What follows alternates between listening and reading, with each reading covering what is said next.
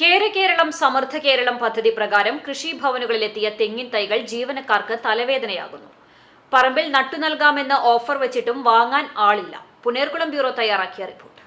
എല്ലാ വർഷവും എത്താറുള്ള തെങ്ങിൻ തൈകൾ കൃഷി ഓഫീസർമാർക്ക് കനത്ത ബാധ്യതയായിട്ടും ഇത്തവണയും ഈ സ്ഥിതിക്ക് മാറ്റമുണ്ടായില്ല. പറമ്പിൽ നട്ടു നൽകാമെന്ന് ഓഫർ വച്ചിട്ടും വാങ്ങാൻ ആളില്ലാത്തതിന്റെ വിഷമത്തിലാണ് ജീവനക്കാർ. തെങ്ങിൻ തൈ വേണ്ടുവോളം മുളപ്പിക്കുകയും സങ്കര ഇനങ്ങൾ ഉൽപ്പാദിപ്പിക്കുകയും ചെയ്യുന്ന ചാവക്കാട് താലൂക്കിലെ പഞ്ചായത്തുകളിലേക്ക് കയ്യും കണക്കുമില്ലാതെ തൈകൾ നൽകിയിട്ടുണ്ട്. നാളികേര ഉൽപ്പാദനത്തിൽ സംസ്ഥാനത്തെ ഒന്നാമതാക്കുക എന്ന ലക്ഷ്യത്തോടെ കൃഷിവകുപ്പ് നടപ്പാക്കുന്ന കേരളം സമൃദ്ധ കേരളം പദ്ധതി പ്രകാരമാണ് 4 വർഷമായി തെങ്ങിൻ തൈകൾ എത്തിക്കുന്നത്. ഒരു വാർഡിലേക്ക് 75 തൈ എന്ന കണക്കിലാണ് വിതരണം.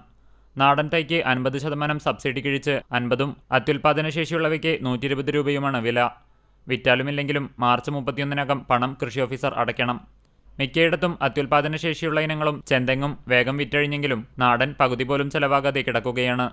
പൊന്നിയൂർ പഞ്ചായത്ത് തൊഴിലുറപ്പ് പദ്ധതി പ്രകാരം തെങ്ങിൻ തൈ നട്ടുപരിചരിക്കാനുള്ള പദ്ധതി തയ്യാറാക്കിയെങ്കിലും ഫലം കണ്ടില്ല.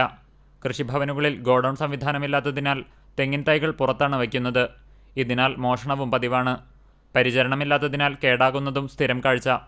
മുൻവർഷങ്ങളിൽ പല കൃഷിഭവൻ ഓഫീസർമാരും തെങ്ങിൻ തൈകൾ ആളുകൾക്ക് വെറുതെ നൽകി തങ്ങളുടെ വിഹിതം ജീവനക്കാർ പിരിവിട്ടെടുത്ത് അടയ്ക്കുകയാണ് പതിവ്. ഇതും അതുപോലെ നൽകേണ്ടി വരുമോ എന്ന ആശങ്കയിലാണ് ജീവനക്കാർ. CCTV news, Punnayurkulam.